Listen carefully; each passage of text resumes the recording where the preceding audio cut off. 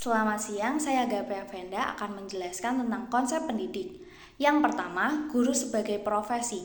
Profesi di sini merupakan suatu jabatan yang memerlukan keahlian khusus menjadi seorang pengajar yang tidak dapat dilakukan sembarang orang di luar bidang pendidikan. Kenapa? Karena guru sebagai profesi ini memerlukan sertifikasi untuk mendapatkan profesi sebagai guru. Yang kedua, guru sebagai pelajar. Ada konsep yang mengatakan dimanapun kita adalah murid, dengan siapapun kita belajar. Kenapa?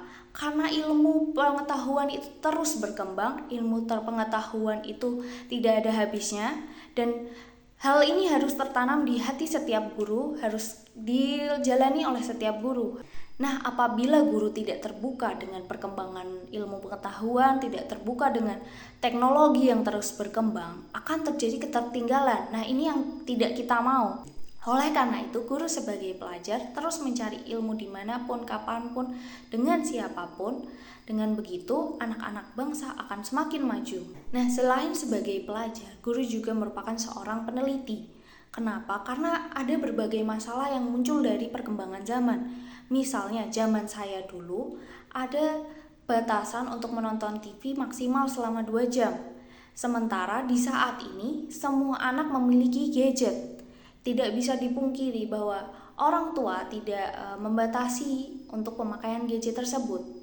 Tidak mengontrol apa yang ditonton anak, apa yang dipermainkan anak di dalam handphone tersebut. Ada berbagai masalah yang muncul. Nah, guru harus mengetahui, mencari tahu masalah apa yang terjadi, bagaimana mengatasinya, kenapa hal itu bisa terjadi, solusinya bagaimana, menghadapinya bagaimana, itu guru harus tahu. Kemudian guru sebagai intelektual seniman. Kenapa guru disebut intelektual seniman? Karena guru harus mempunyai kreativitas untuk menciptakan pembelajaran yang menarik, pembelajaran yang disukai anak-anak, pembelajaran yang memunculkan kreativitas anak-anak juga.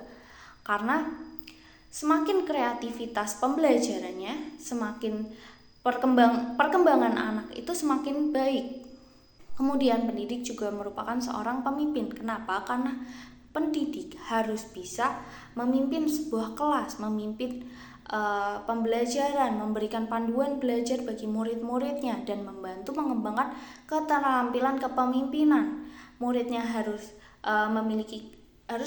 diajarkan untuk memiliki kepemimpinan, bisa dari doa bersama, memimpin doa, memimpin baris,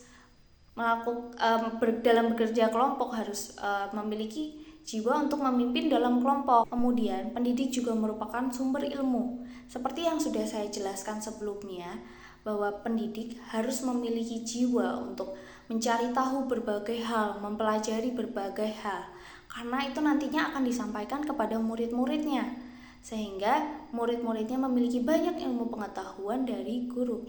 Guru pun merupakan sebagai sarana awal untuk murid bisa belajar, murid bisa mencari tahu. Nah, pendidik juga merupakan pemandu bakat.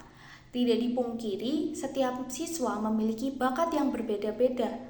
Ada yang punya bakat seni, ada yang punya bakat dalam olahraga, ada yang punya bakat dalam perhitung-hitungan.